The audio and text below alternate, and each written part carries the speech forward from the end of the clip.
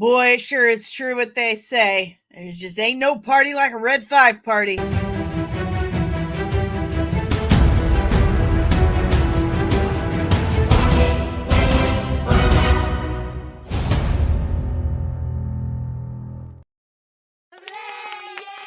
Hey, what's up, nerds? A little party music. Why not? Why not? I hope you have your drink. I hope you have your snacks because tonight we are talking about every one of the announcements and reveals that happened this past weekend at D23 in, that California place that the rest of us Midwesterners are like, those people are nuts. I'm not going out there. But couple announcements. First and foremost, turn that down a little bit because it's just making me want to dance. And I was already getting down to some Billy Ocean and Tina Turner, so that vibe is still very much vibing in me. First and foremost, this is the second to last live stream I will be doing for a while. There's one more next week, but then I will be out for a while because, as some of you know, I am having a pretty big surgery next week. Pardon me. I'm having a pretty big surgery next week. They're basically taking my left leg apart and putting it back together with fun new parts. So, oh, my other red light fell. How will I survive? So, obviously, that's going to be painful, and I'm going to need to recover for a while. So, I won't be doing this for a little bit. Also, fun stuff. Dun da da da. But I somehow inexplicably, that's the word, inexplicably, you know what? We're just going to say surprisingly, I've landed a sponsor, and not just any sponsor, but a super, super cool sponsor from my hometown, nay, my home neighborhood. And that is Apotheosis Comics and Lounge in St. Louis. Like, hot dog. I got a comic store in my home neighborhood. Like, how dope is that? That's like the coolest thing ever for me. They're off South Grand. It's like right down the street from where I used to live. And I thought I already put this information, so I'm going to put it in really, really quick because wow, apotheosis is difficult to spell. It is. Anywho, so if you need comic accessories, why am I having so much trouble talking tonight? I do it so much. You would think I'd be an expert. But if you need new comics, comic-like accessories, please check out shopapotheosis.com/comics and use the code comics and to get 10% off your entire purchase. It's a pretty sweet deal. It supports a small local business and it supports the channel. How awesome is that? But yeah, I'm very, very excited that the coolest comic shop in my old neighborhood, my hometown, reached out to me today and was like, hey, we think you're a bit of all right. You're not too obnoxious. And we would like to join hands in friendship. So welcome to the Nerdling Army, Apotheosis Comics and Lounge. I'm very excited. And they will actually be on the show next week. They're going to be on the live stream for the last live stream for some time. We're going to talk some comic books. We're going to talk some stuff. So that's going to be a really good time. I'm very, very, very excited for that. But we're not here to talk shop comics and apotheosis. And that actually means, I think that means like becoming God, doesn't it? Apotheosis means like you transcend your humanity and you become God. So you can become a god of comics by going to that link I gave you. But we're here to talk about D23 and all those announcements. So make sure you hit that like button, smash the subscribe, and ring that notification bell so you get notified whenever I'm back with even more nerdy goodness. So without further ado, let's bring on my friends. First, We have Ro, who's getting it to my funky jams, my sweet funky jams. Sup? Sup? How are you? Fantastic. Looking forward to talking a little D23 here on the Scarif Scuttlebutt. I mean, the Comics and channel. How are you, Danny? Good. Hey, how are you? I already said that. That's fine. It's fine. You know, I'm not good at talking anymore, which is surprising. It is very surprising. I do have, I'm going to have to turn the music off because I did make a promise, though Brad is not aware of this promise, but for some reason, this has kind of been stuck in my head for some time. And every time I see him in his Twitter handle, which is, I'm just Brad. Is probably his like 7th account. The song pops in my head. I'm just Brad, and that's not bad. That's all. It's the only lyrics I have so far. So it's the I'm Just Ken song. It's I'm just Ken, and I'm doing fine or whatever. But your handle is I'm Just Brad. So then I just started singing along in my head to I'm Just Ken, but it's I'm just Brad, and that's not bad. Okay. We need some Lionel Richie. We need to get some Lionel Richie. Yeah. Hello. No, not that one. The Fiesta. Ooh, what a feeling. Because I'm dancing on the sea. I got my Grogu Hawaiian shirt on. Very nice. Because you're a civilian now. Yes, I'm free. Welcome to civilian life where you have to get your own paint and air filters. People don't treat me all special. Stupid. No one comes and mows your lawn for your wife while you're deployed. Well, we've been in an apartment for the last couple of years, so we don't have to worry about that anyway. Wow, I didn't know they did that. Oh, dude, when my first husband was deployed, we were living on post at Fort Hood. Someone tried to complain to me. Housing tried to complain that my lawn was too high. Well, I had 3 kids and 1 leg, and my husband was gone. So I went and talked to his chain of command, like, I don't know what to do. I've never mowed a lawn a day in my life. They're like, stop. That's what rear D's for. So they went and got rear detachment, and rear detachment started mowing my lawn, and they went and they ripped housing a new one. They're like, don't you bother that woman again. Her husband's deployed. So it was pretty sweet. But you didn't have to pay. You don't pay your electric. You don't pay any rent, no utilities, no rent. And you can get your lawn mowed if there's an issue. And if you need new air conditioning filters or paint for your house, outlet, anything like that, you just go down to the supply office, give them your sponsor social, and they're like, here you go. Here's your stuff. So when I went from being an Army wife for 15 years, like my entire adult life, and then I became a civilian, like I entered civilian life, I was like, what do you mean I got to pay rent every month? What is that? What? Electric doesn't come with it? Why? It was quite shocking. Quite shocking. For the low price of being deployed all year. It's the least we can do. Hey, I enjoyed that part. Hey, I do apologize. My wife told me I had to go unbuttoned on this shirt, so. So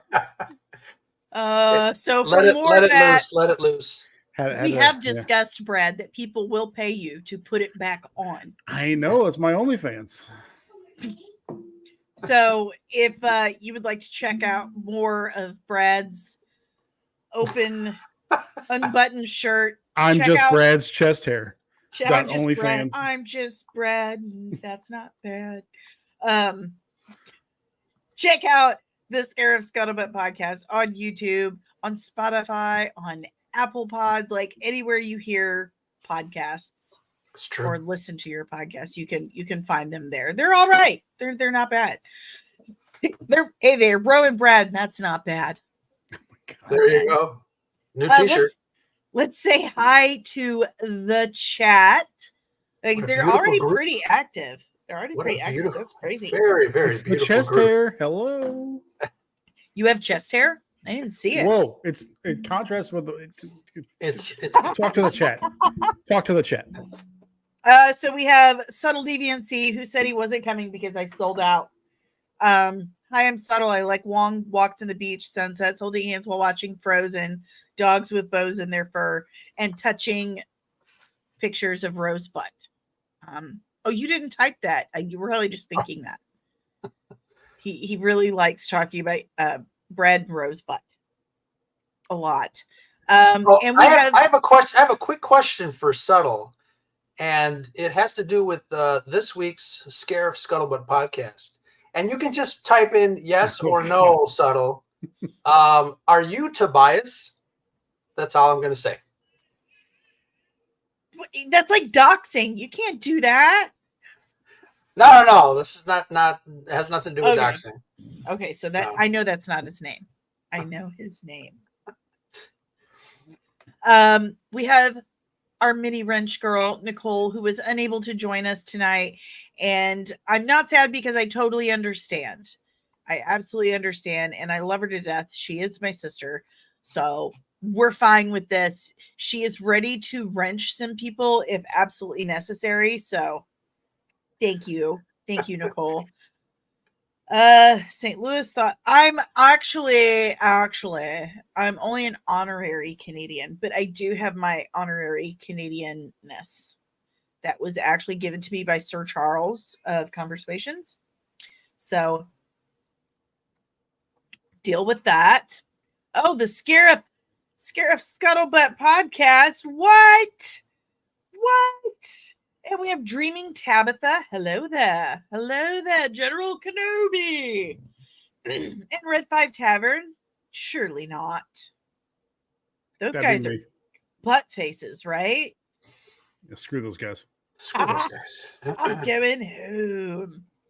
Okay. And Megan. We have Megan Rickard and Skywalker Academy. Hello. Good Penny, people. what's up, Penny? Good people all around. Absolutely. We've got an awesome chat tonight. Very, very, very excited. Okay. It's a lot of fun when Megan shows up. Yes, it is. It really is. Okay. So I have some beef with D23 this year. All right. Because let's be honest, they really didn't announce chat. Like there was like two things, and it was The Incredibles 3, I think. It was really just Pixar stuff that got an animated and it was stuff. like 90% of the stuff we already knew. Yeah. It was also they revealed things. They revealed a lot of things, but they didn't announce anything other than Incredibles 3. And I thought that was super lame, super weird.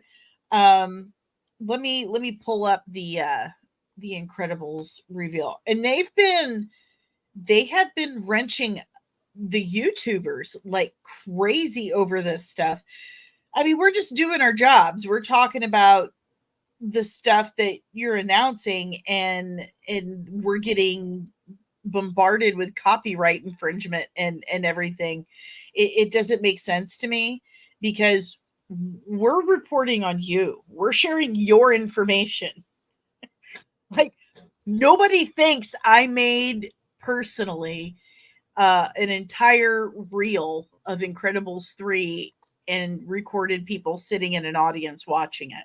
Nobody thinks that. So I don't know why you think I think that I could get away with that, but Disney totally does. So that's super lame. And stupid thing.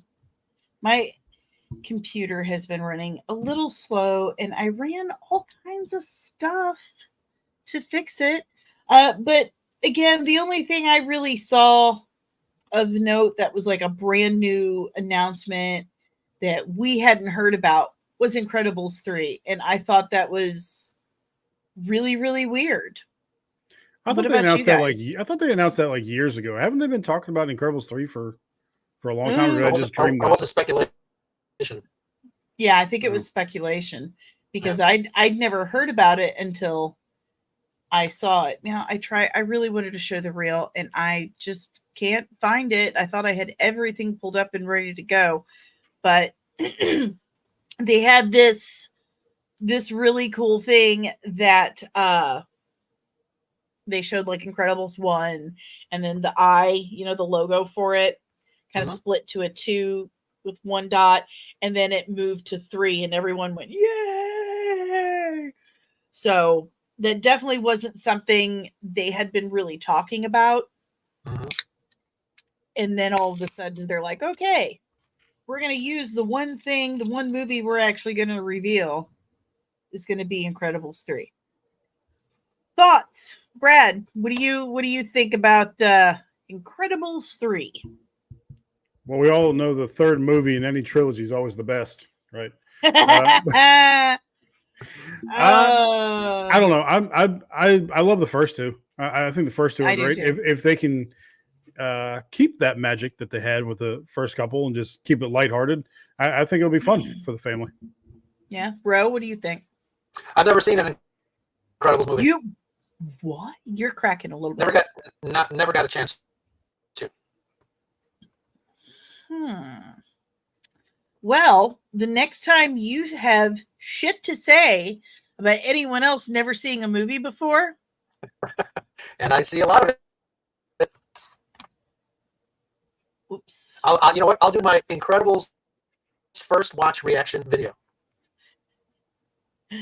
We have to have a really good thumbnail. Like, yeah. I can't find. Okay, there it is. There's the private chat. You're gonna freeze that screen. I know you are, and you're gonna make a thumbnail of it. I know you're gonna do it. Dream Tabitha's never seen Incredibles either, so I don't feel it. Tabitha, no. You got to watch The Incredibles. They're really great, and I think The Incredibles is a really great metaphor for the family. Like the mom is very stretchy.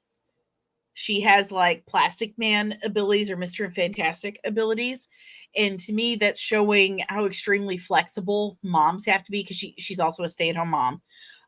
She's got to be like 3 places at once doing 3 things. So being able to stretch from the kitchen or from the living room to another room to grab a kid and keep them from jumping into a hot vat of lava or something is super handy. The daughter is a preteen, and her ability is she can turn invisible. So it's very Shrinking Violet. I just want to disappear. I can't believe everyone saw that my socks didn't match the vibe of the week. So I'm just so embarrassed. I just wish I was invisible. So that's kind of her thing. The son, super fast, runs all over the place. I had sons. I'm here to tell you, accurate. They're always going 90 miles an hour, and you can never catch them in time before they destroy something or hurt themselves. My son, Kessler. The dad has super strength, and he's the one who works, brings home the bacon. So dad's super strong, broad shoulders to carry all that weight on. So I felt that it was always a really, really nice metaphor for the family dynamic, and how sometimes all of those great benefits for those individual people can sometimes clash, but then at other times they generally work really well together to keep the household running and keep the family tight. So that's just my weird way of looking at The Incredibles. Yeah, and like Ro and I have talked about on the Scuttlebutt, like most of the quality material these days is animated. I know Tabitha was making a joke about it in the chat, but there's so much good animated stuff. This Toy Story 3, Toy Story 4, all these, like there's Toy Story 5. They're doing Toy Story 5. That's another thing they announced out of Pixar, and I'm like, why are they still making those movies? Like, do you really have no other original ideas? Nothing else that you can come up with? You're just going to keep making They're going to be like the Vin Diesel family movies. Fast and the Furious. Fast and the Furious, yeah. Toy Story 12. Those movies started coming out when I was like 16, I think. And my family rented it from Blockbuster. Oh. And I had come back from a hot date with my boyfriend at Pizza Hut and I had stuffed crust pizza for the first time, but I had ate it after I'd gotten over this horrible illness and had been subjected to a battery of antibiotics. So what happened Very romantic. it's so romantic because after I ate that greasy stuffed crust, probably not well prepared pizza, I got a violent GI infection, had a fever of 105, and my family's like, let's watch a movie about talking toys. So I hallucinated and was like, my brain is frying watching this movie, and now I can't watch them because that's what I think of.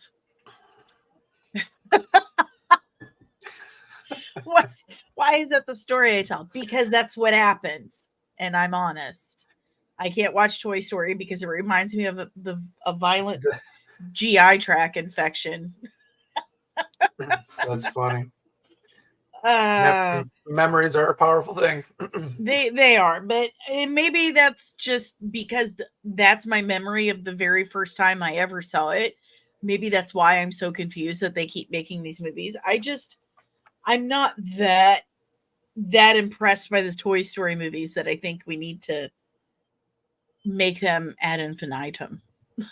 Like, I would watch another one of what was that movie where it was the dad had passed away and it was like Dungeons and Dragons type world, and the dad had passed away and they were going on this quest, but it was like, that's a good one.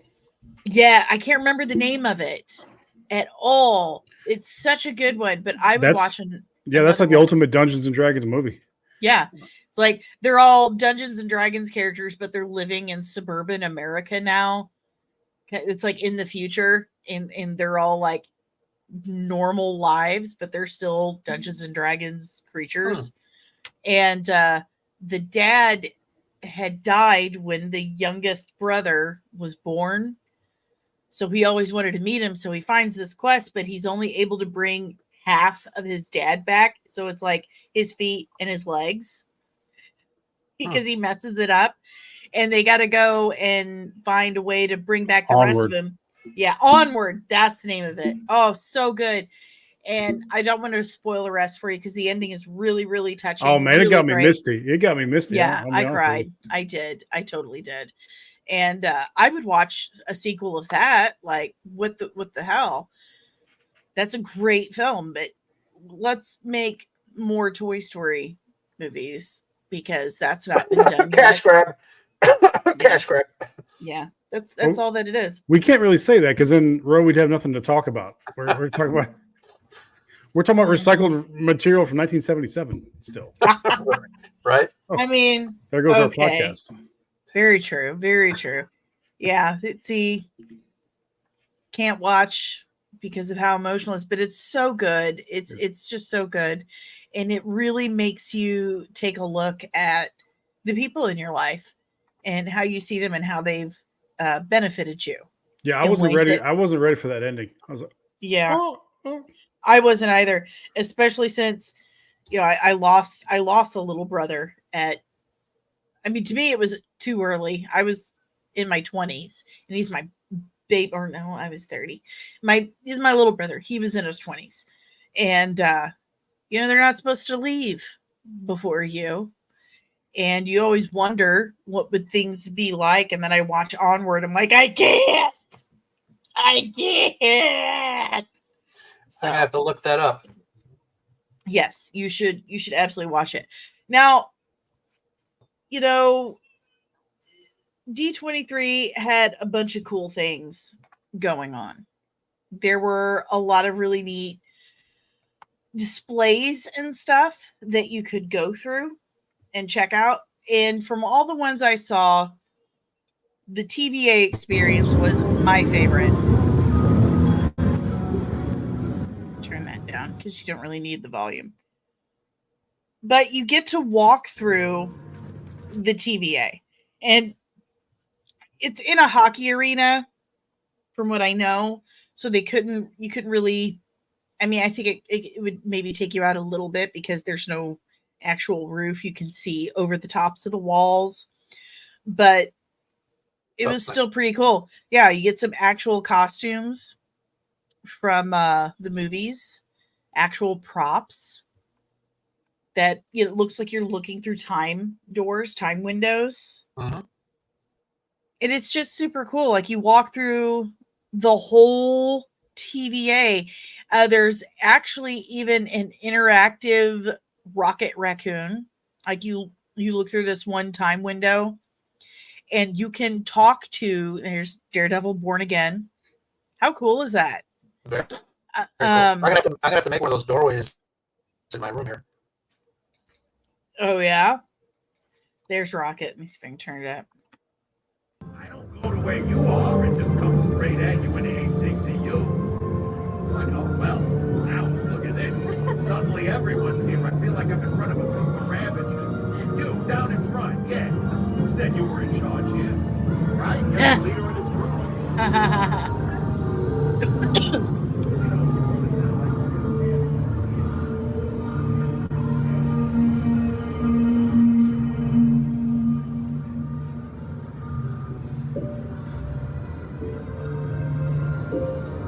Choking on my own spit. Ignore me.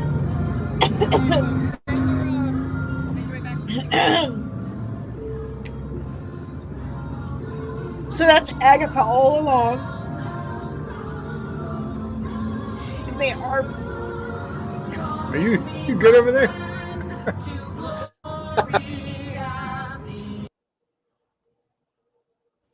No, I Nice choked on my own spit. Oh, nice.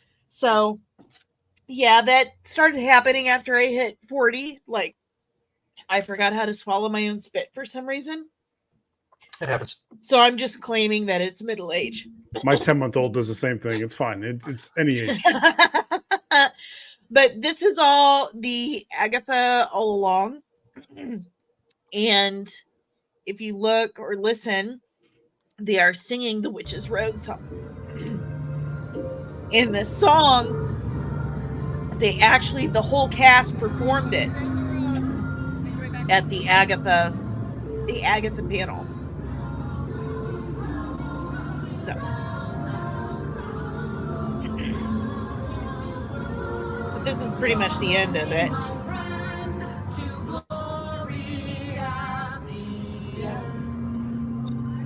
You know, they could have had an acolyte walk through where all the creepy ass witches do their chanting. Yeah, repairs, OB's office. Nice. Where Kiwi Kwan was in the TVA. Oh my goodness. Just made my eye water so bad, so I'm probably gonna have eyeliner everywhere. I thought this was pretty cool. I would have liked to have done something like that. So neato.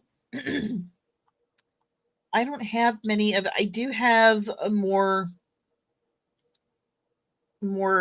better quality and longer Rocket Raccoon experience, but I don't think that's all that necessary. Now, one of the other announcements we got was from, I'm sure, the highly anticipated Snow White movie.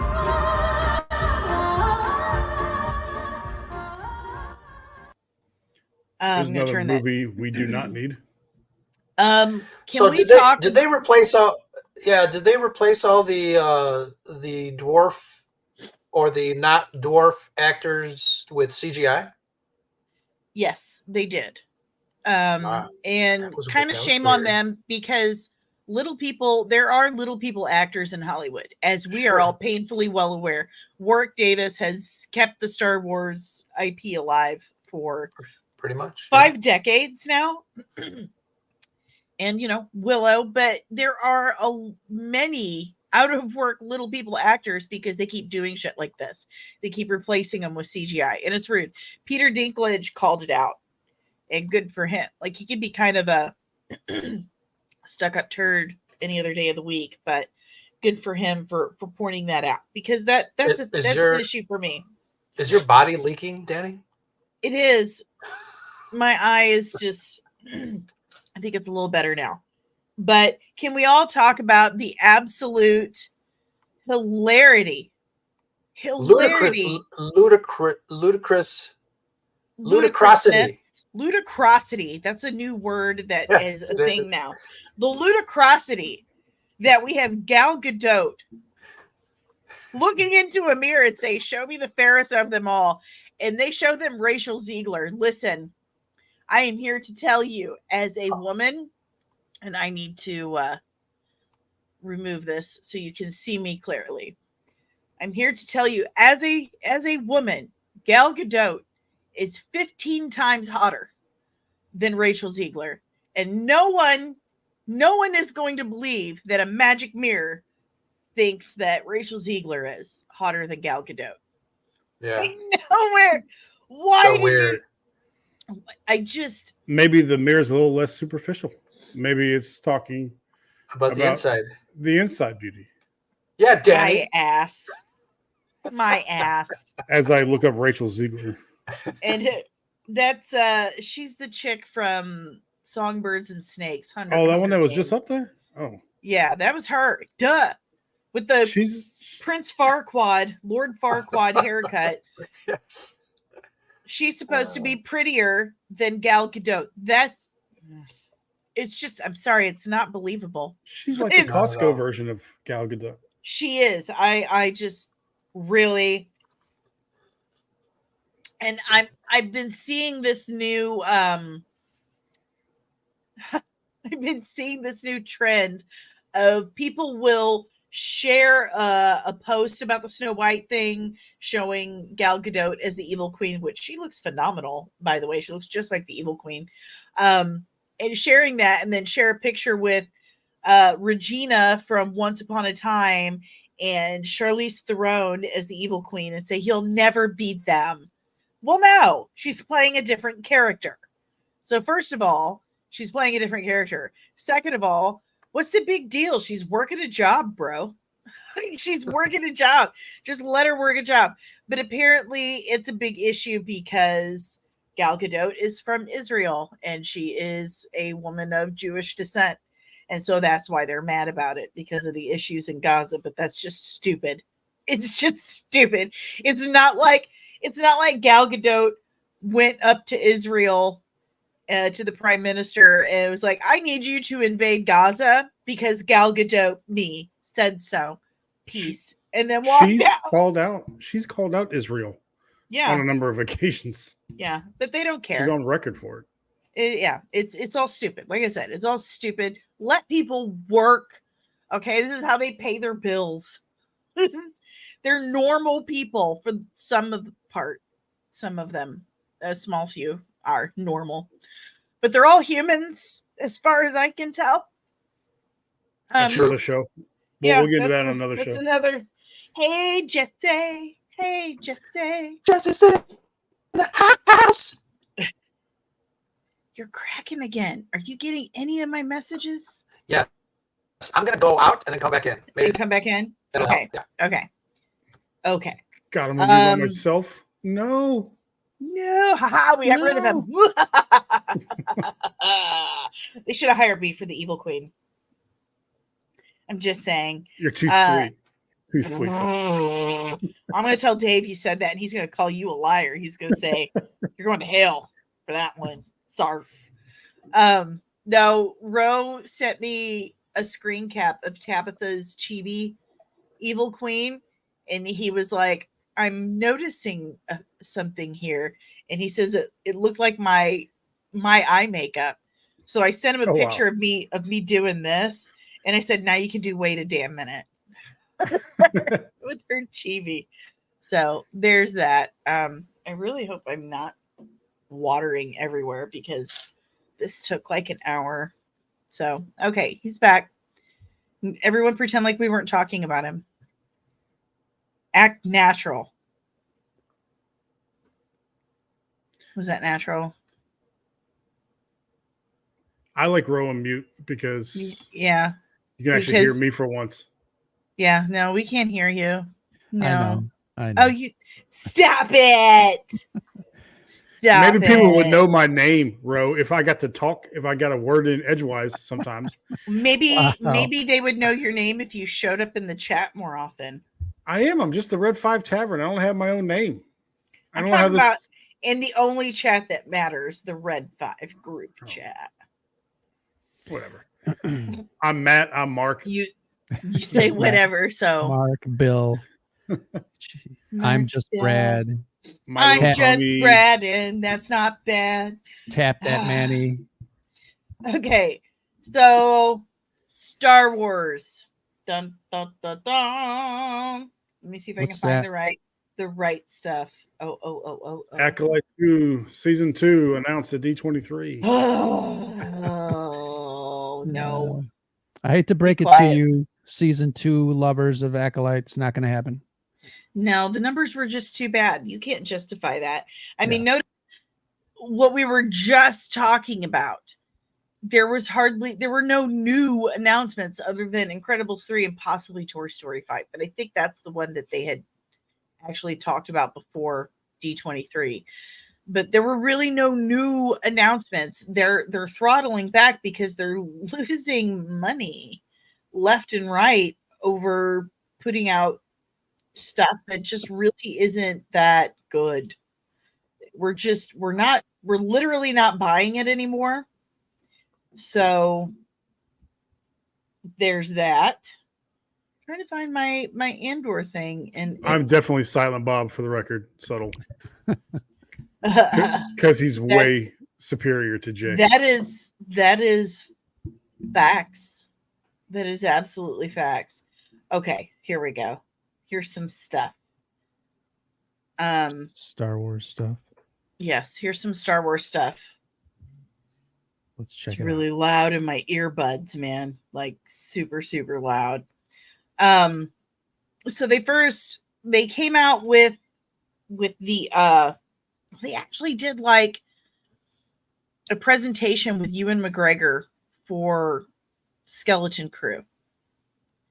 And he was no, not Ewan McGregor. That's Jude Law. absolutely wrong. Jude Law. Why did I say Ewan McGregor for I was Jude getting Law? excited. I was looking it up. I'm like, wow. Yeah, sorry about that. No, that's my bad. Totally. What's so in no, that, what's in that tumbler of yours? it's actually beer with tahini. Oh my god. You are Lay off so the spice. Lay off the spice. You are so Mexican. I am, but not in any way that actually counts that people believe. So they actually did this whole thing with Jude Law for Skeleton Crew.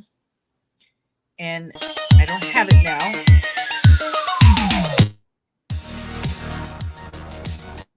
So I'm trying to keep it really low. Here's our Skeleton Crew footage that I can legally show.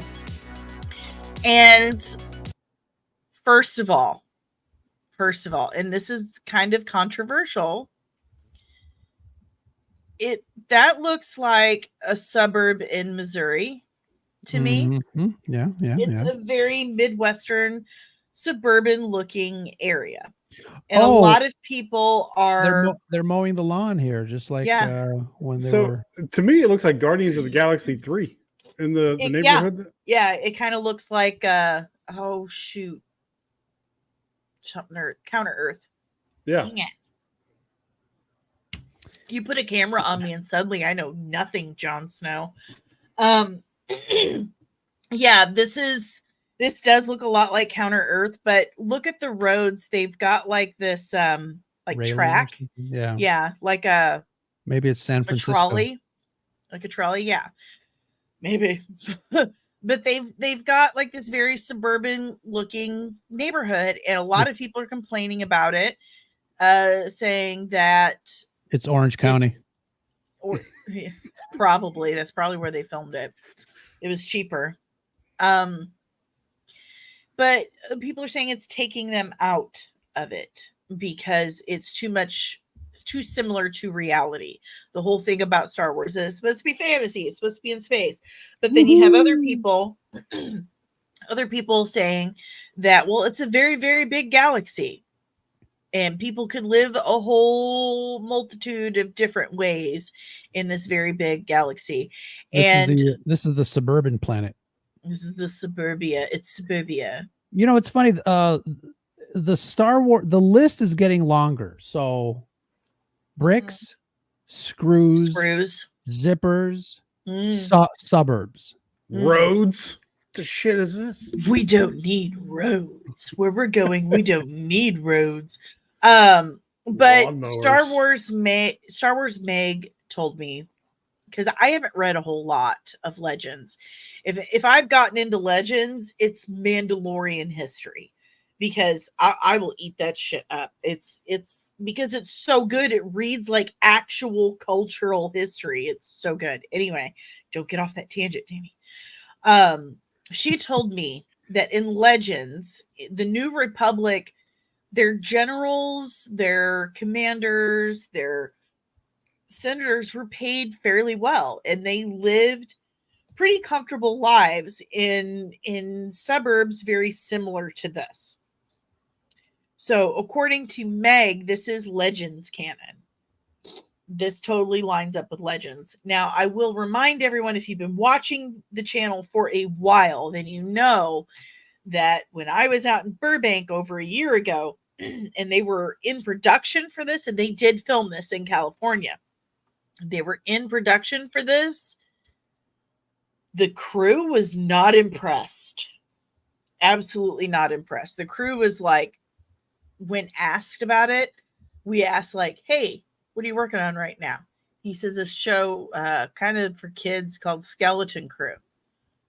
We're like, oh, well, and how's that? And he was like,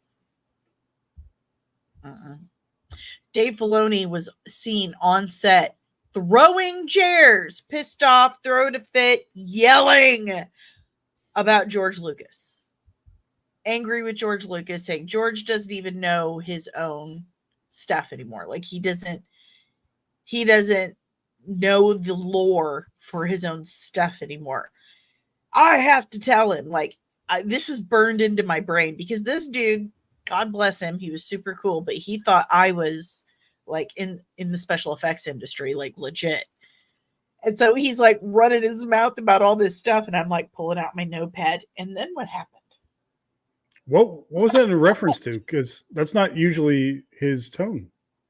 And I know he's fed up. Like over a year ago, Filoni and Favreau were just exhausted with the direction that Star Wars was going, and how the suits were constantly inserting themselves and what's that got to do with George? Messing up with their flow. I don't know. I don't have all the details on that specific conversation. All I know is that Filoni was pissed off, something to do with George. Like, oh, I think it had something to do with like Kennedy, KK, best friend of the channel, Kathleen Kennedy, wanting to like loop George in. Like, well, why don't we just ask George? Like, if this is such a problem, why don't we just ask George? And he's like, George doesn't even know his own shit anymore. Like, he was so exacerbated. Weird. It almost sounds out of character, because he studied under George, and from what the public is seeing about Kathleen Kennedy, you would think that it was the opposite of who said what. You know what I mean? don't think it's so much that he's angry at George, like really, really angry at George. I think it's he knows what we know. George is done. He's retired. Let the man retire.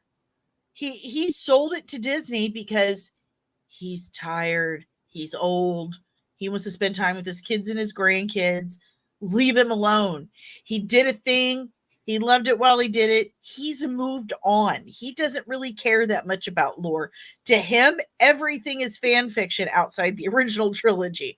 That's what George Lucas thinks. If you really want to know, the rest of it's just lipstick and rouge to him. He doesn't really care. And you've got people like the higher ups at Lucasfilm and Kathleen Kennedy who are constantly coming in, diarrhea personified, always disturbing their shit. And eventually tempers get high. Listen, for you in the chat, this is an incredibly high pressure industry. And there are no normal hours. You don't work an 8-hour day and go home. This is 20-hour days, and you might get to go home and see your family. But as soon as you walk in the door, there may be an issue and you have to go back and fix it. This is a 24/7 job, very long hours, and there is a lot of money on the line. And that comes down to people like Dave Filoni. If money doesn't get made on certain projects, that comes down to his responsibility. Extremely high stress and high pressure. I don't care how nice someone is, they have a breaking point. Everyone has a breaking point. And I'm just assuming that the production of Skeleton Crew was Dave Filoni's breaking point, because he lost his shit on set. And when this person told this to me and my friend was very surprised, because he's worked with him as well. He was like, what? And he's like, yeah. Like, he threw a chair. Like, he's really pissed off. So I have not had high hopes for Skeleton Crew. But I will say that this trailer does look intriguing. I do like the Goonies vibe. I don't really mind the space suburbs, and I don't either. I don't know if it's my sensibilities kind of calming down, especially after an episode that we did, Brad and I, about are we too hard on Star Wars? But I don't mind the space suburbs, and I think the space suburbs is really only going to be a very, very small portion of this story. Because the rest of the stuff looks very Star Warsy. Mm-hmm. I mean, you got the ships, you got the backgrounds, the environments. So, yeah, I don't know. I would say it's there for juxtaposition. I think, I think it's supposed to be there just to look as plain and normal as possible, because then they go on this grand adventure or whatever. Mm-hmm. And I think you're right. I think it's only going to be there for probably that amount of time that it was in the trailer. I don't think it's going to be a big part of the show. I can see both sides of the argument. Like, it doesn't bother me that much. The Acolyte bothered me. The Acolyte bothered me in a big way. Space suburbs does not bother me as much as the Acolyte, but I can see how and why it could bother other people. And they're entitled to their feelings and their opinion of that. I mean, all of this is subjective anyway. So I get it. But I do think the whole Goonies vibe was there. I'll just turn it back on. I mean, we get a kid with his tablet, and he's definitely obsessed with Jedis. I mean, we got a Jedi fighting this giant monster in what looks like woods or a cave, maybe. So that's pretty neat. I do like that there's all these aliens. Like, this kid looks like they were getting into a garage. Looks like a little Max Rebo baby. He's precious. His name is Neil with 2 E's. And then we got the Cyclops kid with the Geordie LaForge visor. Yes. Lots of explosions. See, and that's super Goonies right there. An actual skeleton. An actual skeleton covered in spider webs in a ship. So Goonies. Nice shot. It looks beautiful. My complaints lately for Star Wars, we've got another super cool alien, but my complaints for Star Wars lately have absolutely not been the production quality or the production design. Even the Acolyte. The Acolyte looked and smelled like Star Wars. Sure. I have smell-o-vision. It's true. But is that why you don't answer my text? I don't answer your text because I have notifications off always, because my phone goes off entirely too much, and I would go absolutely insane. Yes, it's way better. So I do love that we finally get some more aliens. Production value is still on point. Star Wars always is. And I love those guys. I love all the guys who work on the production crew. They are some super cool people. They are some huge nerds. Let me tell you something. No one loves Star Wars more than the production crew. I can almost guarantee that, because these people have been building Star Wars for a million years. So love the. I mean, that's pretty cool. I want to see more aliens. That's kind of been a complaint I've heard a lot. More aliens. So I'm glad to see there's more aliens in this. But look at that. This little guy looks like the Hootie Owl from Clash of the Titans. Oh, okay. So I can't remember the alien species names, but as Ro pointed out, Star Wars Meg totally actually me. I was like, this is kind of pants shittingly terrifying for a children's show. Like, it's a show directed for kids, and we've got like 80s level scary monster. And then she's like, actually, he was in the cantina. I'm like, well, he could be all in the cantina all day, every day, but this is a kid's show. Why does he make me want to poop my pants? But he's pretty cool. I gotta admit, he comes out blasted. But some of the cinematography is really great. The camera work. There's some really great shots. A kid gets to use a turret. Like, that's a dream. And then, of course, we see a key floating, and surprise, surprise, surprise. We've got yet another survivor of Order 66. I was commenting on someone else's post earlier today, and I feel like he's actually not going to be an actual Jedi. I think he's going to be a trickster, just like that other trickster in the Kenobi series. And I think he's going to roll out and he's kind of like a con man, but then he realizes that he's got bigger fish to fry in the mission of getting these kids back home, and that's where he kind of starts to soften up. Because I think otherwise, if he were an actual Jedi, he can't be gallivanting across the galaxy, because there are still Inquisitors out there looking for him. Well, can we appreciate Loki Jarson's comment when I said another Jedi that survived Order 66? He's like, who's not helping Luke? Yeah. Yeah. That's so very Star Wars that the main character of Star Wars is like, nobody gives a shit about him. Like, what year is this one set? This is taking place during The Mandalorian. So 15 ABY-ish. 1520 ABY. Well, that's quite a few years after Order 66. Yeah. Yeah. Yeah. Uh-huh. So that's like 35 years after. I mean, yeah, I guess it could have been. Yeah. So, I mean, Jude Law just looks fine for his age. So, yeah, I don't think he's an actual Jedi, though. Start placing your bets now, Nerdling Army. Rose says it. I'm kind of looking forward to see Jude Law in it, though, because he is a pretty good actor. Yeah. So that was Skeleton Crew coming out December 3rd, and then we got a couple shots from Mandalorian Grogu. I was only able to get one, and it's a doozy. It's a doozy. Somehow the Razor Crest returned. That's what I said. Somehow the Razor Crest returned. So he has a new Razor Crest, and who is piloting it? But Zeb Orrelios, and we have Daddy Din Djarin and Baby Din Grogu in the baby seats, while Zeb Orrelios is piloting. First of all, super here for any of the Rebels, any of the Ghost Crew. Can we with Grogu? Can we find an airlock and push him out? No, we can't.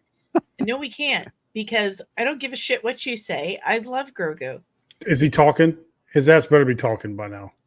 Okay, that is my one, like... Dude's 50 years old and he's not... Okay, so that is one of my... Okay, so Brahm on Twitter thinks it's Zeb. I think you're right, too, because Zeb is piloting it. And he just happened to acquire another type of that ship. So Yoda was 900 years old when he died. Let's do some math here. Let's do some math. I'm not very good. I'm not very good at math, but I'm just thinking that if he's still a baby who can't talk and can barely walk on his own at 50 years old, Yoda should have lived a lot longer. Yoda's only 14 in Yoda years. Right. Like he was a teenager when he died. Come on, people. Like I'm not allowed to spend money in my house because I'm so bad at math. Okay. And yet I could figure that out. I know they did it for that one episode because, it's a 50-year-old. So you're expecting somebody older. And then it ends up being a little baby. So I get why they did it, but they somehow should have aged him quicker or developed him, matured him quicker. It just doesn't make any sense at this point. Yeah. And we don't have to kill off Ro, Megan. We don't have to kill him off.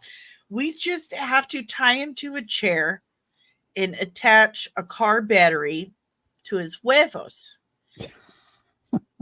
And eventually we will convince him that Grogu is cute as fuck. And he stays. The Grogu stays. You hated Babu Frick too, didn't you? Yeah. You bastard. Star Wars is too cute, damn it. PJ Ro. It's fine. Huevos. Rancheros. Okay. So that's all I got from Mando the movie, Mandalorian and Grogu, which is a stupid movie title. Can we all agree? That's so bad. I was hoping that was like a working title, and that was not the real thing. I hope it's still a working title. Are there two of you Red 5 Taverns? He stole my account. I mean, I did steal it back from him. Sir Charles. It was mine first, and then he stole it because I gave it to him. Yeah, but that's him. That's not. I can't type that fast. I was just neither can I. Rose pointed that out on many an occasion. You type wow. Well, I have lady nails. Anyway, Charles, I was just talking about you. Subtle told me he thought I was Canadian. I was like, oh my God. Thank you. But I'm actually an honorary Canadian, and it was handed to me by Sir Charles. So there's that. I love poutine. And peppers. Anyway, that's all I got from The Mandalorian and Grogu, which we all agree. Stupid movie title, very cumbersome.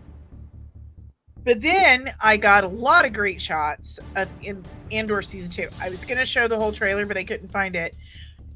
I was going to make sure that the volume was completely down. But it wasn't really a trailer. It was more like a sizzle reel. Because we got Tony Gilroy talking about how much he loves this season and how now it's getting close. Okay, I really let me ask you this, guys, because there is a definite disconnect between the quality of Andor and the quality of the rest of the shows. Of literally everything else. Like, what is going on? And I, being in the production world, I mean, I understand there's different creatives and different people behind the scenes, but can somebody like at least spell check the other shows and then have the Andor people do everything? Hey, I mean, what the heck? You know who's never directed anything of Andor? Bryce Dallas Howard. I'm wondering if that's a coincidence. Keep her away. I think maybe the power of Christ compels you. I think the story group maybe stays away from them. I mean, like I feel like the story group sucks ass these days. I think Tony Gilroy is like, listen, I will straight own you. I will destroy you, your family, and everything else if you come near my show. Because look in this man's eyes. Yeah. Look at him. Yeah. He is serious. And he spent a good chunk of this teaser reel, the sizzle reel, talking about now the stakes are higher. The stakes are higher for these characters. You thought season 1 had some, heat to it. Season 2, the stakes are higher. We're getting close to the events of Rogue One. There's a time jump in this season. So I love Tony Gilroy. I love his integrity. I love that he plants his feet. And he says, you shall not pass. So good for Tony Gilroy. Good for him for having that integrity and saying, I don't care how much you pay me. If you want me, here are my rules. Here's what I expect, or I'm out. And we get Alan Tudyk back, and we get Ben Mendelsohn back. I know. I do believe we're getting Alan Tudyk back because let's keep watching. Oh, definitely got him back. There's Mothma, Diego Luna, Stellan Skarsgård, some dead stormtroopers, hot dog. Idiots need to learn how to fire. We've got Saw Gerrera in season 2. There he is. With Tutu. And Director Krennic. Ben Mendelsohn. Director Krennic is back. Yeah. And if he's working with the ISB lady, that's going to be pretty lit. Mm-hmm. So now we've got with a capital L. K2, and we see K2 in the cockpit. So we've got this, and we see K2 in the cockpit with Andor. So we do have Alan Tudyk, which this kind of makes me sad. This makes me really sad and pisses me off because I don't know if you guys know this. My friend Details was actually originally cast as K2SO. He was the original actor cast to play him.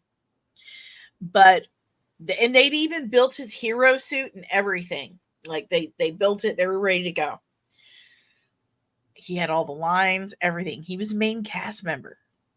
And then they were like, okay, so we've decided to go a different direction. We've hired Alan Tudyk.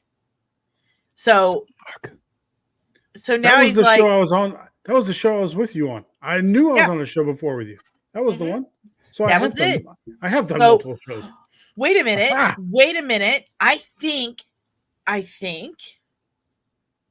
you've earned your 5-timers jacket. I don't. So cool. Brad got his 5-timer jacket. I need to get it retailored with a new logo, but next is, of course. Take it out a little bit. It's a little tight around the middle. Okay. No, I'm sorry. We that's too much for me. But anywho, he was originally cast as K2SO, and I did a whole interview. The very first interview I ever did was with D. So check that out on the channel. Details. He talks about this. They tell him they're going a different direction, and they hire Alan Tudyk to play K2SO, but they give D the role of Kohn, K-OHN, and he's this droid that believes in the spirit and the soul, and so he is doing things to try and improve himself, to enlighten himself. It's so weird because I guess Jedha's kind of a spiritual planet. It's a religious destination sort of thing. So I guess it would make sense that there would be a somewhat religious droid, but it makes me sad because Dee would have gotten more work and more like leading man screen time had they not hired Alan Tudyk. But at the same time, and Dee even says this himself, he's like, at the same time, it's Alan Tudyk. How do you get butthurt because it's Alan Tudyk and he's going to kill it and you get to work with him and stuff. And so he did. He absolutely did. He literally did. I love Alan. He did a wonderful job with that blooper, by the way, when he slaps Diego, like that is about the funniest shit ever because that was completely improv, and the fact that they kept that in the movie and you can see Diego smiling under his hand is amazing. Classic. My goal in life as a podcaster is to get Alan Tudyk at some point. And then, like, you stole someone's job. How do you feel about that? Shove the mic to his face. But I got a new mic, and it came with this new thing, and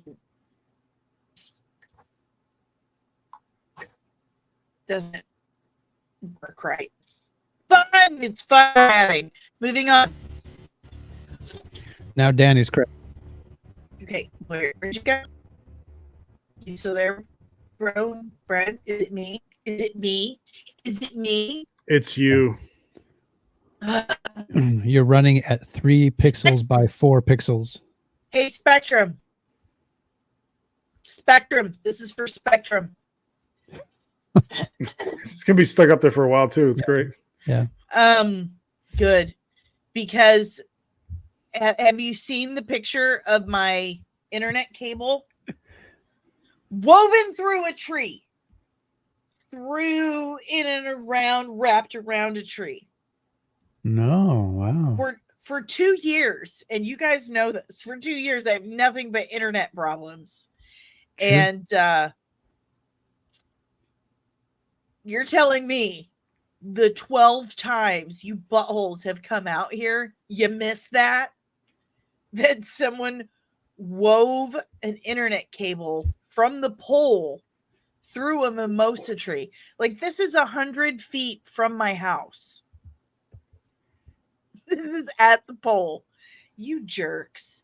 And I posted about it on the Twitter box, and they DM'd me. They're like, we're going to get on this right away. I've not heard from anybody. Nobody's called me and said they're going to come out and fix this shit. Dave's like, I'm just going to go cut the tree down.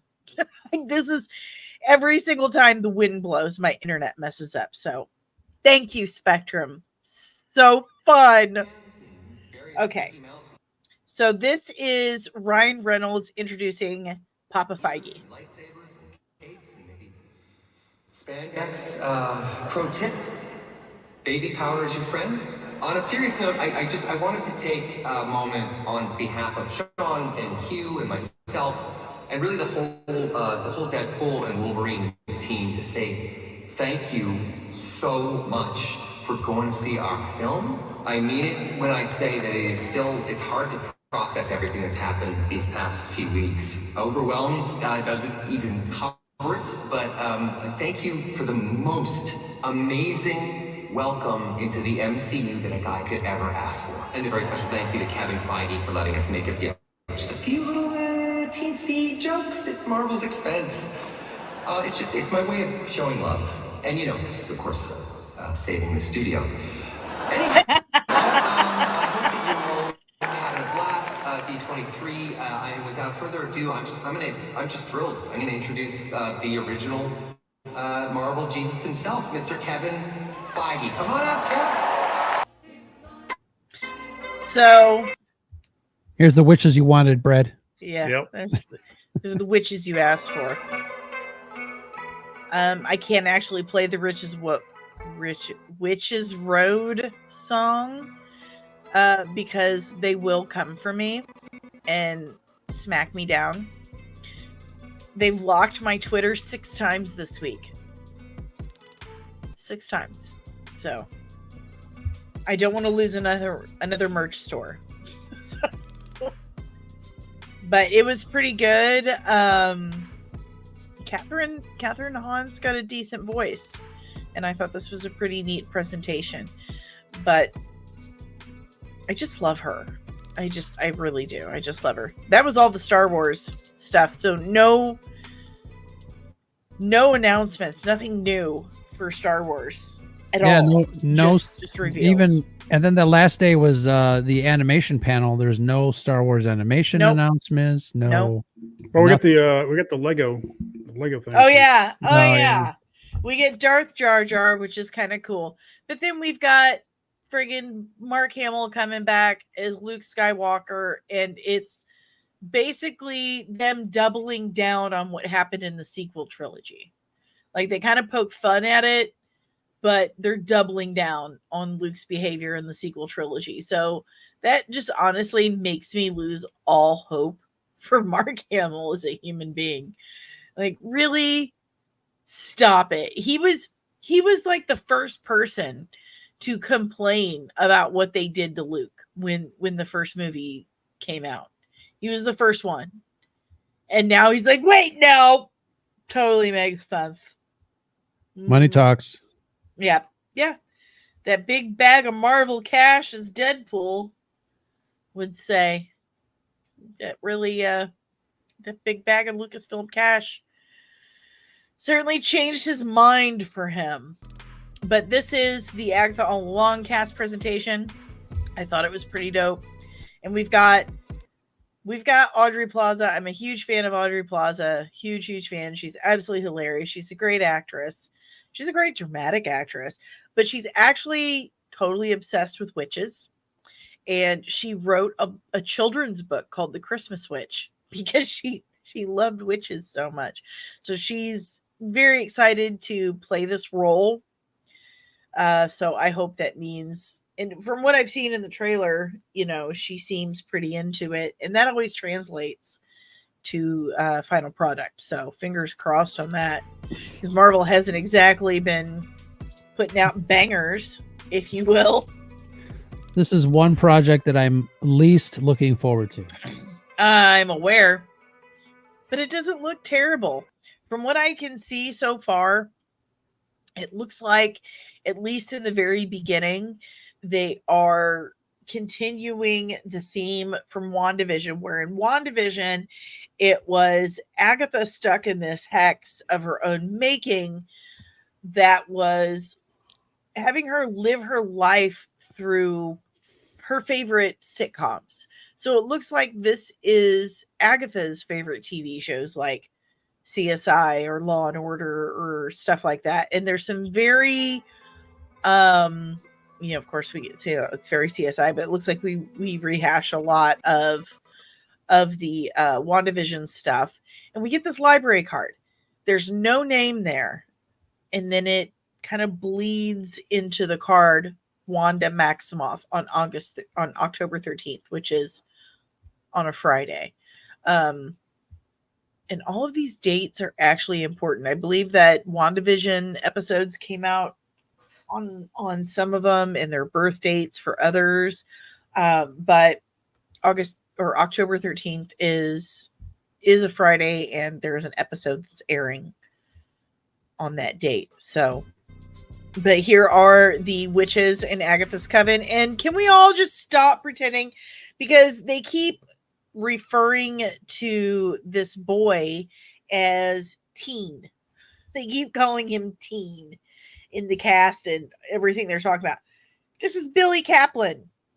This is Wiccan. This is Wanda Maximoff's son. We know that. Can we all just stop collectively pretending as a species that we don't know who this is? Stop just calling him Teen. We all know. We all know who it is, Marvel. Just knock it off. It's totally Billy Kaplan. So we got some great shots. Like that looks super cool. This is them entering the Witch's Road, which did Patti LuPone. Patti LuPone's been very vocal. But the Witch's Road is something that Agatha does with Wanda. Wanda goes down the Witch's Road to get her power back and make peace with her biological mother's spirit. So I'm wondering if they're incorporating a lot of that. But she looks a lot more comic accurate. That's her in WandaVision, herself in WandaVision. I think the body on the table might be Wanda. I think they go down the Witch's Road to go get Wanda to bring her back to life. I think that's what's happening.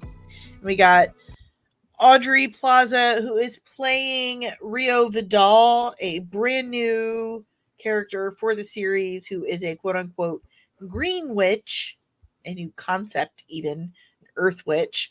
Seems to have a familiar, the spider on her left shoulder. But that's her first appearance. She like crawls out of the ground. And she's also Agatha's ex. So of course we had to throw that in, which I don't understand. I don't understand the obsession with the sex lives of fictional characters. I don't understand that. I think that's super weird. Ratings. I can't. Do a lot of people care about that? I don't know. I think a lot of new audiences do. It's a way to I think Raylo proved that. Yeah, Raylo.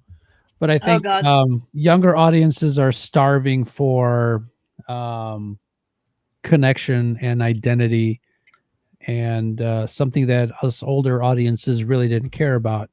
We didn't, at least for me, I didn't really need to see a Mexican character up there to be able to enjoy a movie. Mhm. There were other things that I connected with that character, so to me it's odd. Right, I can see both sides in the representation thing, because I did grow up totally looking very different from everyone else around me, and not seeing anyone like me in movies and TV. So I can get that, but also I still enjoyed it. I still enjoyed it. There were aspects of personalities and stuff that I related to, more depth. But I'm really loving Brown Squadron and Skywalker Academy's comments. It was comics and all along. It was Danny all along. Might have to change when the show comes out. May have to change my name on Twitter to that, because it's dope. I love it. Thank you. Okay, but it's obviously a very, very, very Wizard of Oz feel in this episode. I'm guessing that's one of the themes that influences Agatha. So we have Catherine Hahn here as the Wicked Witch of the West. And then it goes on and we see Patti LuPone very obviously dressed like Glinda the Good Witch with Catherine Hahn in the background. This is very, what was that? Exorcist? Mm-hmm. Her up on the ceiling, very Exorcist, very scary stuff. And then they come to this kind of 70s house and everyone's in very disco attire. They fly on brooms. Then there's running. There's a lock of hair in this locket. No idea what that's about. Joe Locke is Billy Kaplan in like a situation there. When does this come out? This comes out right around our birthdays. Right around our birthdays. In this scene, Catherine Hahn is screaming, "I want my prize." She made it down the road. I want my prize. So I am betting dollars to donuts that prize is bringing back Wanda Maximoff. And we got Rio Vidal walking from this house, looking very menacing, while explosions are coming out the front door. And a demon. Then we've got Captain America Brave New World, Anthony Mackie said, take that back a little, because he said he put this back together himself on his iPad. So apparently while he was on the plane.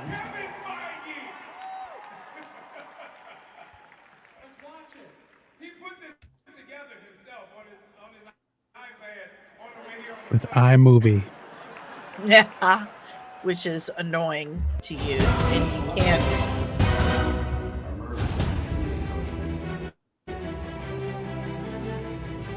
So this is Harrison Ford talking about the Celestial that rose up out of the ocean, and they harvested adamantium out of it. So adamantium is finally canon in the main continuity of the MCU.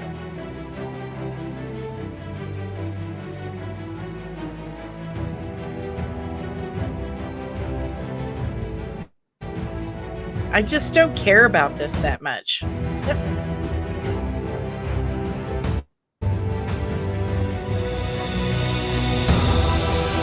But then we have Giancarlo Esposito as the leader of the Serpent Society. And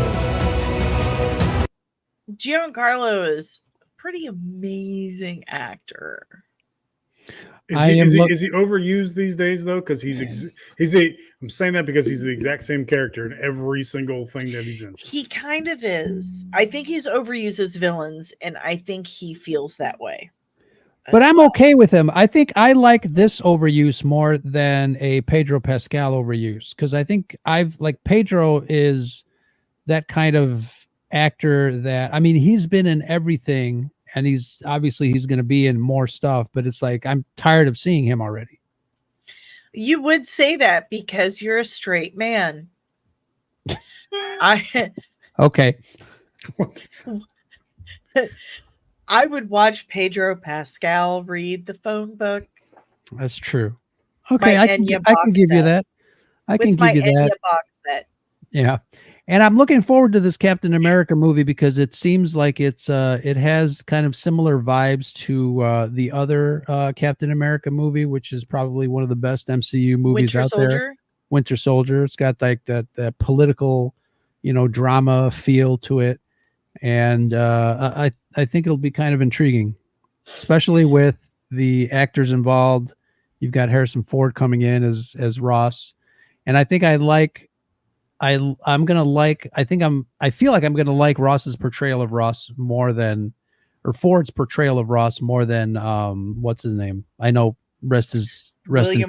William Hurt. Yeah. Brad, what were you gonna say? Nah. I didn't realize he was. I didn't realize he was Ross. Yeah. I mean, you can't replicate what William Hurt brought to it, but. I don't know. Is he? I thought he was the president. Did Ross make president now? Yeah.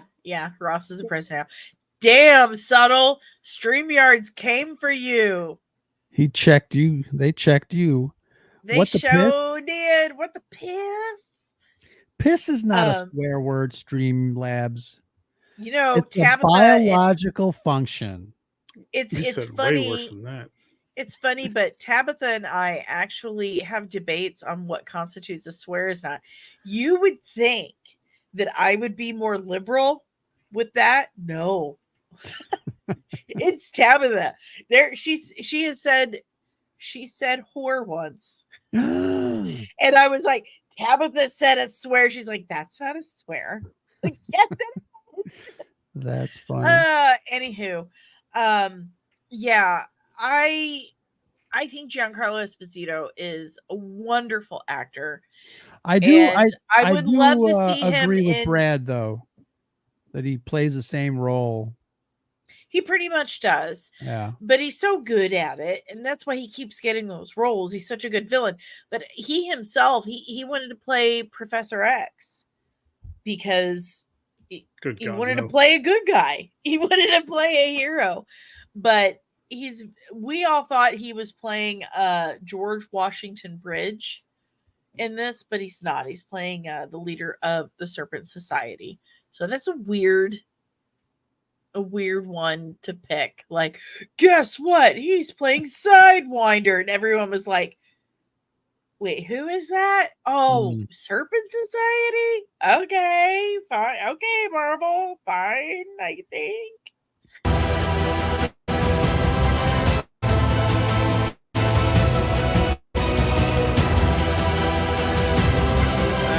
White House getting destroyed by the Red Hulk. New Captain America and New Falcon.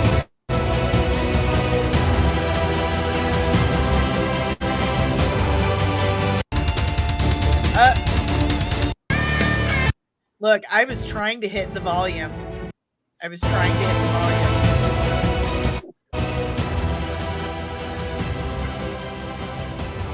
And it clicked the wrong thing.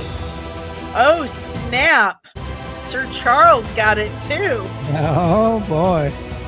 Well, according to Streamlabs, this is a swear. Yeah, that was definitely Charles that did that. It was definitely not me that typed that.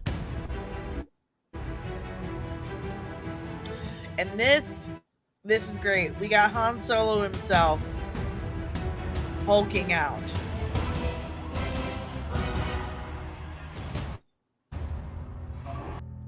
Looks like him too. It does. And Except red. I just want to thank whoever worked on this for the chest hair. Because grown women dig that. Thank you. Thank you. Okay. So it does look like Harrison. And God love him. He's like, what, 81? Yeah. He's been working out for sure. 81 years old. He's still acting, still working, and people are still asking him stupid ass questions, thinking he's actually going to answer. They're like, what universe are you a part of? Is it 616? He's like, that's a stupid question. But thank you for the opportunity. Mm-hmm. Hey, how He's come so Scarif funny. doesn't get in trouble for saying piss? That's I twice. know. Because I don't think you have Streamlabs. I use Streamlabs to like thank people for subscribing and stuff like that. It's an AI bot. No, they're not kicking people out though, Nicole. Only you can do that, I think. I think. I'm not Well, sure. I guess it is subtle. It totally is. Ass is foul language. Okay. So then we got the coolest reveal was, well, no, not this. We're just going to skip this because nobody gives two shits about Thunderbolts at all. Like, nobody cares totally about Thunderbolts. Forgot about it. Yeah, everyone forgot about Thunderbolts. It was a cool comic back in the day. Yeah, it was was like 20 something years ago, though. Yeah, but they, with the asterisk, it's just dumb. It's just dumb. Why is there an asterisk? So, we don't know. So now we have Daredevil Born Again, and that was the second one of the last ones they did. We have White Tiger, and apparently there's going to be 3 White Tigers, 1 male, 2 female White Tigers. Of course, Charlie Cox is back as Matt Murdock. I think that's White Tiger, if I'm not mistaken. That right there is Yusuf Khan, Kamala Khan's father from Miss Marvel. He's adorable. So Vincent D'Onofrio, I'm thinking Yusuf. Can I just say Vincent looks damn good. I think he lost like 25 pounds. Well, and they had put him in a fat suit also for Hawkeye. But he was pretty big though. Regularly. Yeah. He looks amazing. And Vincent D'Onofrio is a cool dude. He really is. Very, very deep, poetic soul. Yeah. But he looks amazing. He's very excited about this show. So very excited to see that. And then we got John Barenthal back as Punisher. Everyone's excited about that.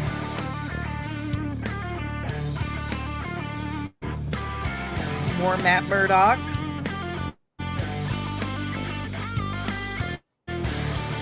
So everyone was talking about him wearing the yellow suit in She-Hulk.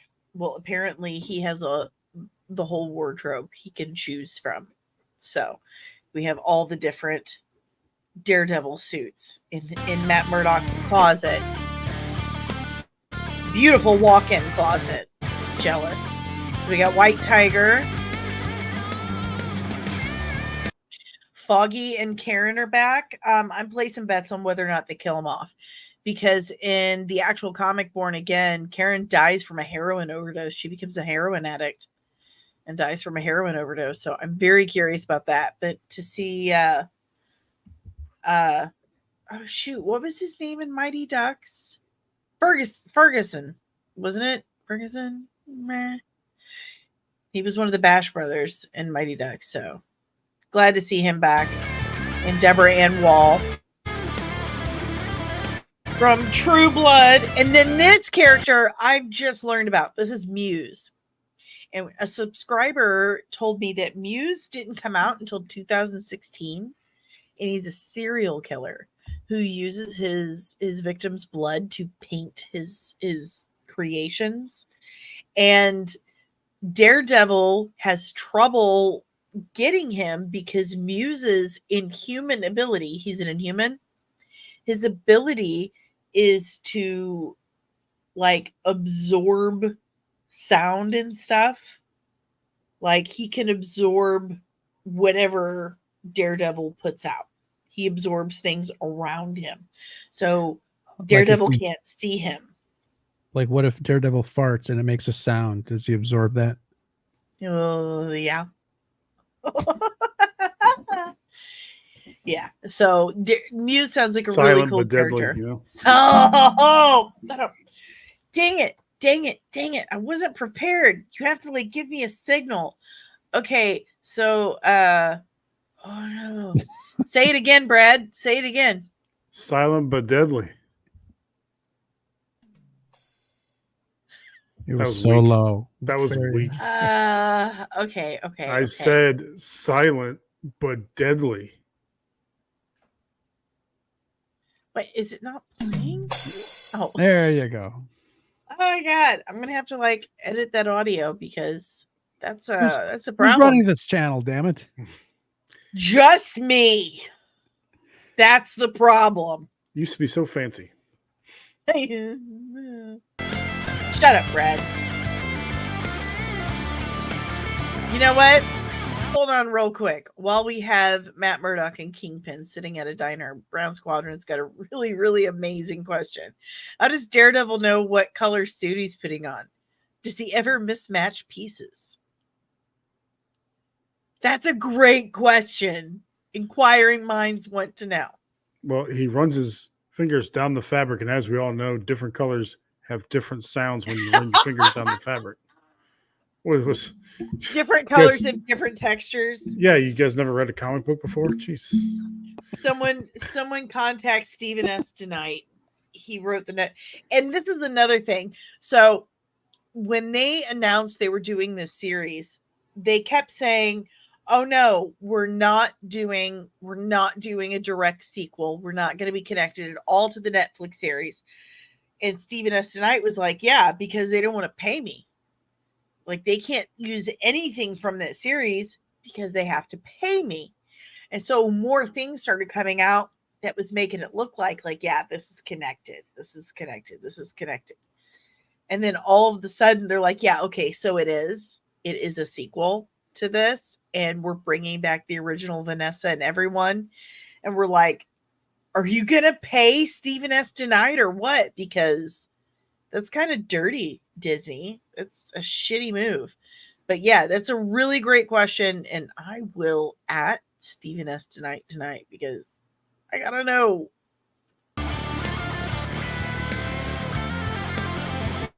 We've got the Daredevil suit. We don't know how he chose that one. Is it by smell? And we've got Yusuf again. And Yusuf is asking him, what kind of lawyer are you? And then Mac Murdock says, a really good one. Like, he said it. That's a No Way Home reference. So that was it for Daredevil Born Again. And the last announcement Marvel had was Ironheart. And this is probably the one Marvel project I could really give two shits about. I really don't care. And we kind of thought that this was quietly canceled, didn't we? Yeah, we really did. We thought it was canceled. They did reshoots in your neighborhood. And it's funny because I there was one time, I mean, they stopped shooting early because of the strike. Mm-hmm. But I didn't see any shooting permits for the show unless they changed for some reason. Sometimes production companies will change the name of the project, almost like a Blue Harvest Return of the Jedi thing. But you're doing it again. Yeah, it's. I've said many times I would not be surprised if they canceled this entirely because there's been so many problems and they basically had to reshoot the whole thing. So I'll watch it because I'll watch it because it's Chicago and it's some of the neighborhoods that I am familiar with. I was in Wicker Park when they were shooting a lot of the stuff in that neighborhood, so that'll be kind of pretty fun to watch. Can you two steer for 2 seconds? Sure. All right, I'll be right back.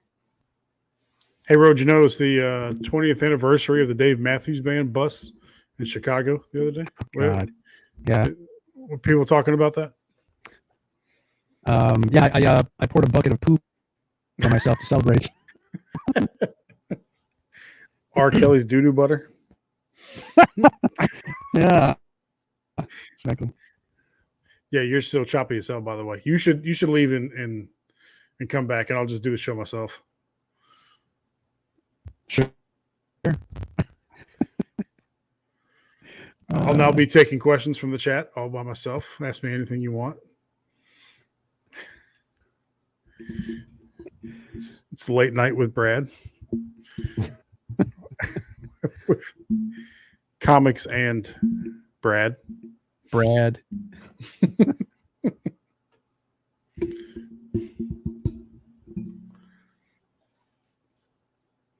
It's not too awkward.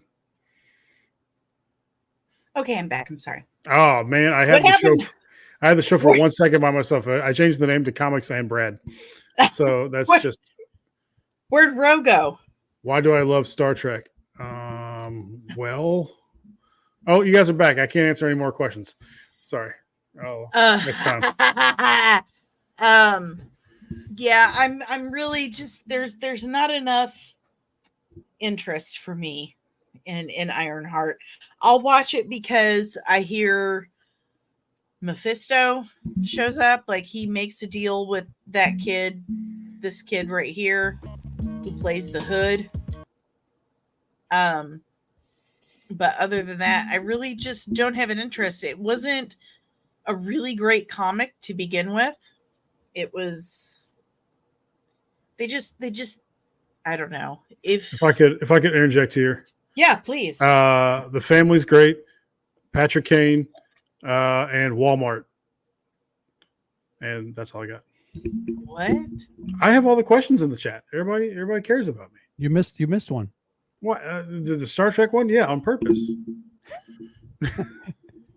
Jesse knows that I call Star Trek the other white meat.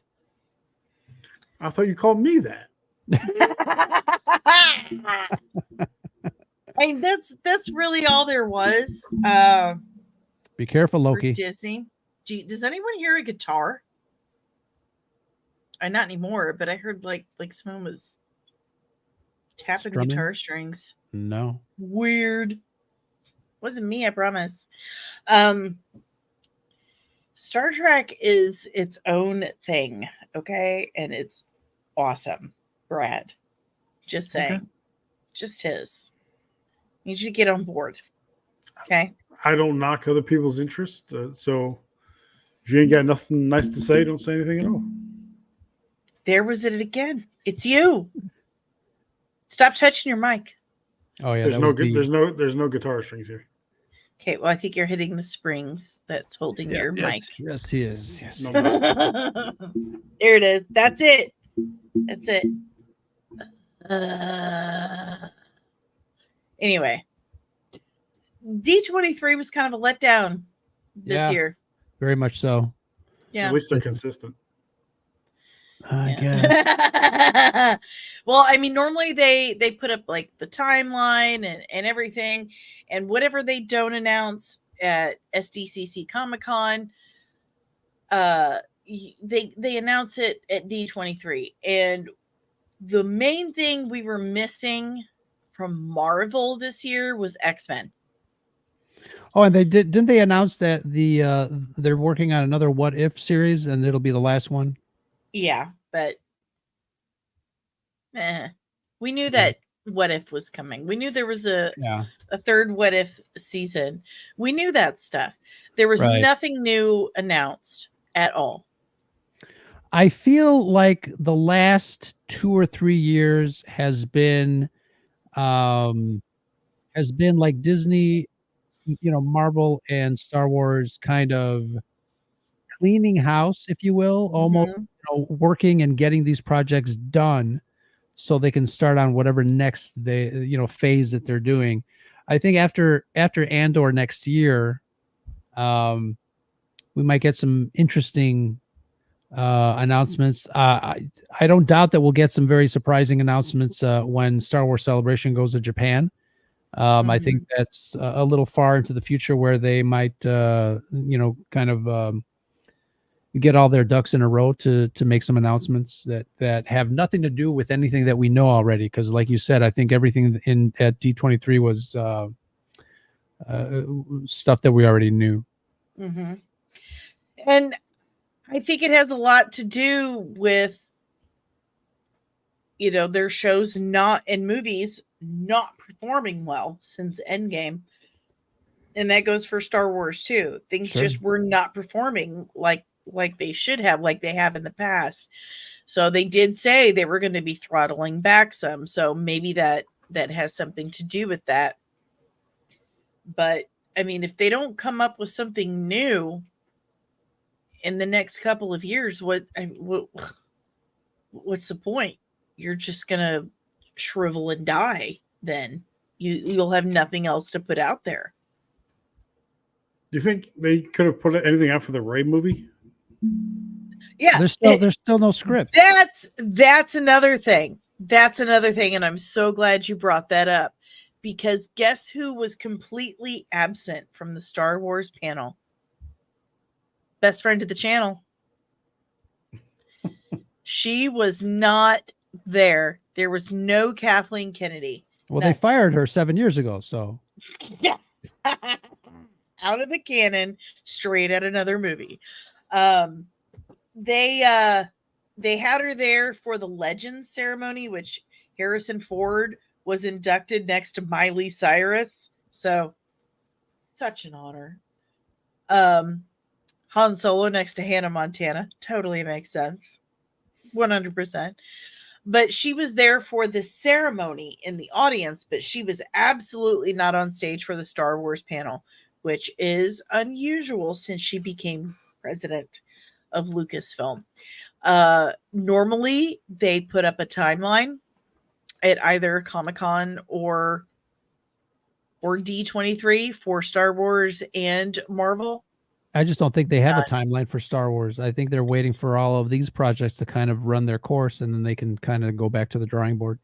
Yeah, I think they have swept everything off the desk, and they're like, we fucked up. Let's see how this plays out and go from there. And since Deadpool and Wolverine has just absolutely saved theaters across America, at least for the summer, I think it's got them rethinking a lot of things. So I believe personally that oh, that's funny. Was it an admission of failure? Sheba wishes. I believe they had stuff lined up that they were going to announce. They believe they had timelines. And after recent events, they've been like, no, throw that all out. We're going to go over this again, look at some numbers, crunch them, if you will, and see if we can actually come up with a creative solution. So, I don't know. What do you guys think?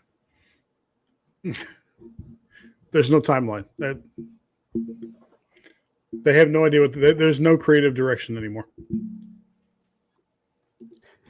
No. And apparently Ro needs a beer. I thought you were making a cocktail. So my bad. I finished it. Yeah, I bring 3 beers to every live stream just in case. And we ran long because there was a lot of stuff. Okay. And I talk a lot and I don't mean to. And I have no Wrangler. And I'm surprised you've only taken 1 bathroom break. How did you know?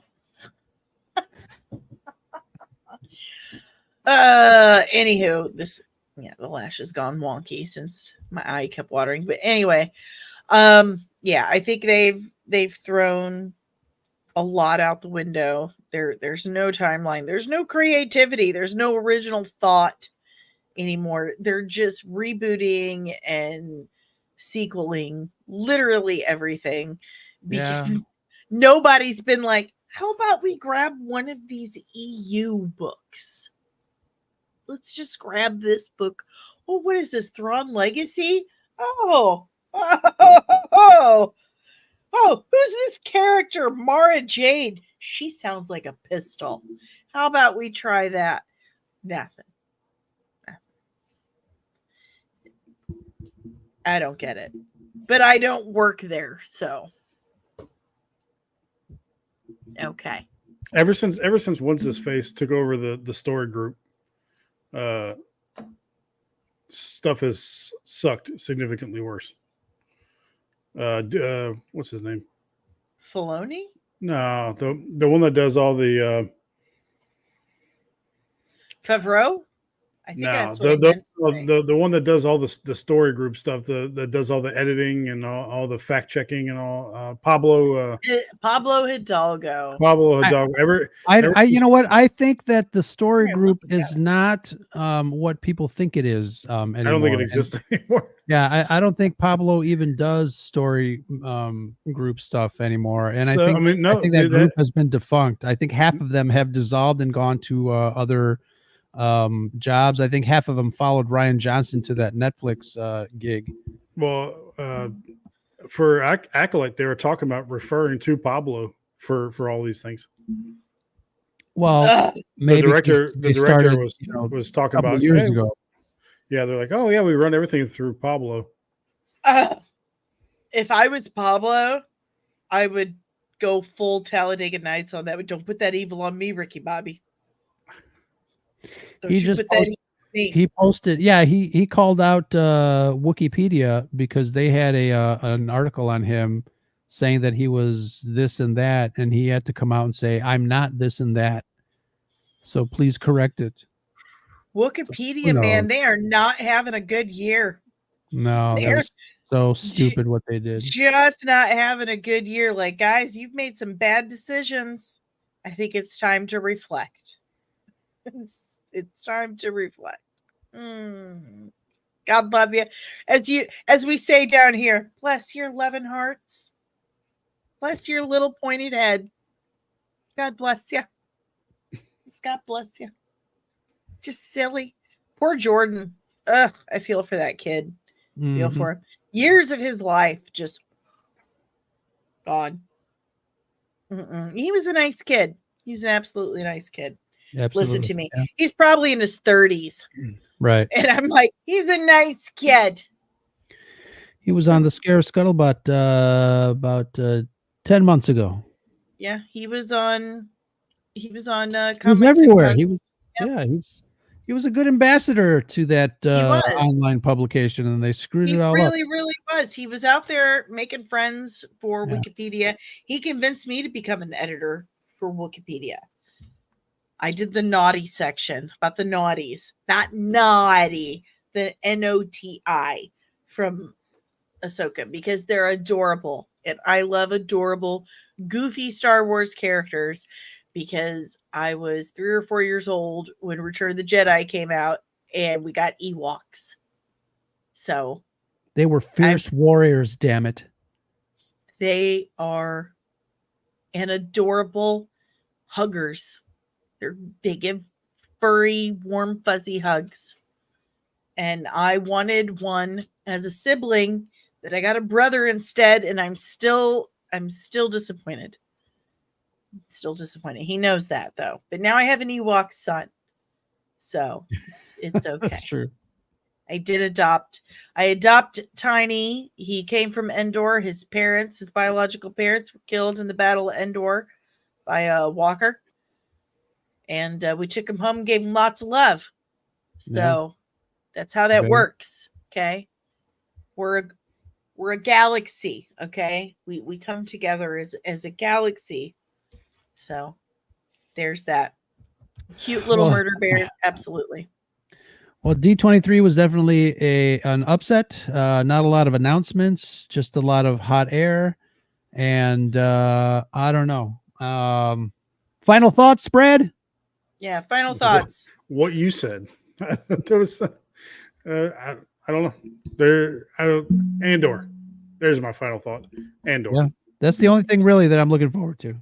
Me too. Andor, Any final Andor questions season. or thoughts in the chat? We are gonna wrap this up. This is the longest stream I've had in a while because usually you guys know how this goes.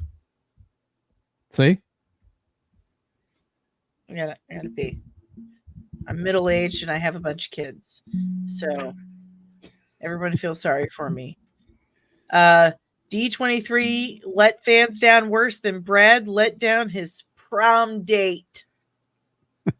Fast and Furious. Ah! Where's the drum? Oh, you have to warn me because this was something I told StreamYard. If I speak, have it ready to go, Danny. If I speak, have it ready. There you go. Okay. Just thanks for coming on by. Sleep tight. You and your 10-hour sleep. What? Thank you to everyone who came by. I'm pretty sure that's what I was trying to say. Oh, Penny, Danny, when and what time is your surgery? So, oh, I have the best subscribers. Penny, you're the best. I'm having surgery at like 1 o'clock Central Standard Time on the 22nd. So that's when it's happening. I should be nice and loopy. I'm super surprised that it's outpatient. And I live an hour away from the hospital, so that's going to be not a fun car ride home. Like, not at all. I'm pretty sure Dave's going to have to, like, slide me in the back seat because I won't be able to bend my knee. Where else am I going to go? And I only have one leg. And the one leg that I have is being taken apart. So, and I am not a skinny woman. Okay, everyone pray for Dave. Everyone pray for Dave and his back and his hernia. He doesn't just God, please pray for Dave. Pray for Dave and his guts. Because that's not going to be easy at all. Brad, bro, where can the people find you if you haven't been off-putting enough for them to do so? I'm just Brad. I'm just Brad, and that's not bad. Okay, sorry. Gotta get it out of my system. Rosef? Just look for us wherever you find your other favorite podcasts. Tell your smart speaker to play the latest Scare of Scuttlebutt podcast, part of the Red 5 Network. Look for the rest of the Shenanigan gangs over at bio.link/Red5. That's us. Do you read that or do you have that in your head? It's in my head. And if you want to give us a call, give us a call on the Scare of Scuttlebutt hotline. That's 773-234-8659. That is all. Brad, what you got? Oh, sorry. I keep forgetting it's not our show. Comics and that's the Scuttlebutt. There you go. Nice. That's amazing. We are members of the Red 5 Network, as Ro was saying. You can find us at red5.bio.link. We do look good in red, and guess what? We are the pods you've been looking for. If you cannot find a podcast to spark any interest that you have whatsoever, you're boring. Then you're dead. Yes. You're boring. That's just facts. If you'd like to support the channel, I've got some new amazing ways to do that. And you can, I'm dying over here, by the way. Sorry. That's a bonus just for you guys because I love you. You can find all the awesome ways to support the channel at comicsand.squarespace.com, including our merch stores at Etsy and Redbubble. By the way, these are all in the description below. And our newest and greatest sponsored by Apotheosis Comics and Lounge off South Grand in St. Louis, Missouri, the greatest neighborhood and city in the entirety of planet Earth. But if you can't make it to South Grand in St. Louis, then I highly encourage you to go to shop apotheosis.com/comics. And and pick up all your comics need using the code comics and for a pretty sweet discount. But if you are not able to do any of those things and you would like to scan the QR code over hovering next to the lovely Brad, you may do so. You can tip us as little or as much as you like. And you can also check out our Patreon. There are 3 different tiers starting as little as $3 a month. And you get free merch every 3 months, behind the scenes, outtakes, ask me anything, and requests. And it's also just a super fun and excellent way to support the channel. But you know what the best way to support the channel is? It's also the easiest and happens to be the freest.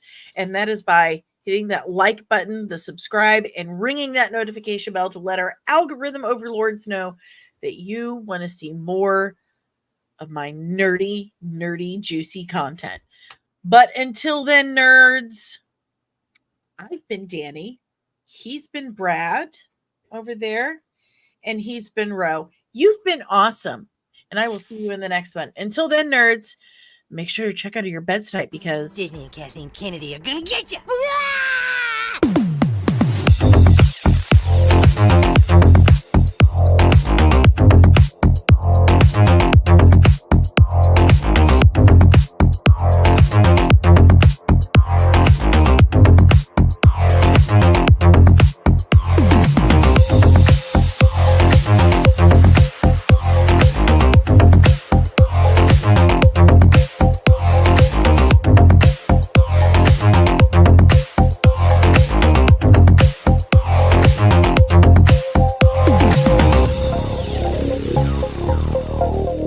No.